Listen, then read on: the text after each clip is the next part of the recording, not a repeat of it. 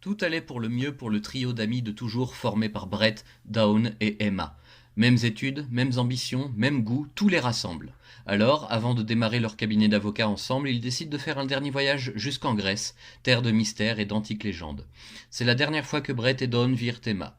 Ils rentrent au pays sans plus avoir la moindre nouvelle d'elle, comme si elle avait tout bonnement disparu de la surface de la terre, à peine un simple mot laissé derrière elle sans aucune signification. Les deux amis restants digèrent mal cette histoire mais ne peuvent rien y faire. La mort dans l'âme, ils acceptent de travailler pour le bureau du procureur et de passer à autre chose. Mais contre toute attente, Emma Sonnet revient dans leur vie par la grande porte en tant que remplaçante du procureur qui part à la retraite sous peu. Il aura fallu 8 ans d'absence et de questions sans réponse, mais Emma semble bel et bien de retour. Pourquoi cette si longue disparition? Que cache-t-elle? Peut-être que la vérité n'est pas si simple à raconter. En réalité, Emma Sonnet se retrouve au cœur d'un jeu complexe de résurrection et de combat mythologique, et elle est apparemment la 10e muse, celle de la justice. Une muse qui pourtant, selon le panthéon grec, n'existe tout simplement pas. Mais les pouvoirs d'Emma sont bien réels, eux, et lui permettent de combattre le mal et ses nombreux agents lancés à ses trousses. Notre héroïne doit donc mener 2 vies de front, reconquérir ses anciens amis tout en se battant contre des hordes de tueurs venus pour mettre fin à sa vie avant même qu'elle ne réalise pleinement ce qui lui arrive. Oui, Emma Sonnet est de retour, avec elle beaucoup de questions à se poser, mais elle n'est pas la seule. Je vous fais un résumé presque complet de ce premier tome de la série chez le petit éditeur indépendant Wanga Comics, et j'espère qu'il vous plaira parce que c'est difficile de rester positif. Pour la faire courte, j'ai sauté sur cette parution dès que j'en ai eu connaissance avec beaucoup d'attente et d'espoir, en grande partie à cause du dessin, je le reconnais volontiers, et du nom de l'auteur, nul autre que Marv Teen Titans Wolfman, s'il vous plaît.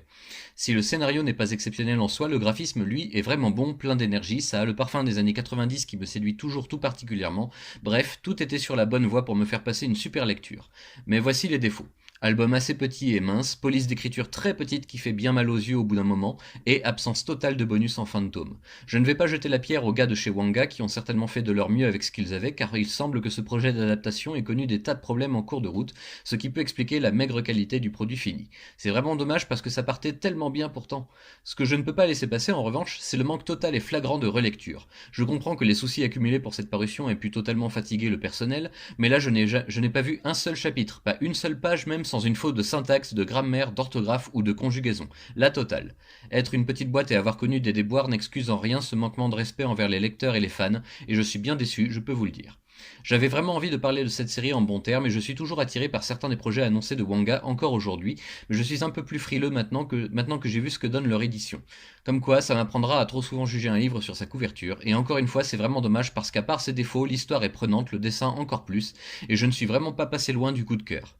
Wanga Comics, si vous écoutez ou lisez cet article, sachez que je ne vous en veux pas et que je compatis totalement aux embûches que vous avez dû rencontrer, mais la prochaine fois, s'il vous plaît, faites au moins l'effort d'une relecture complète avant de publier le tome suivant.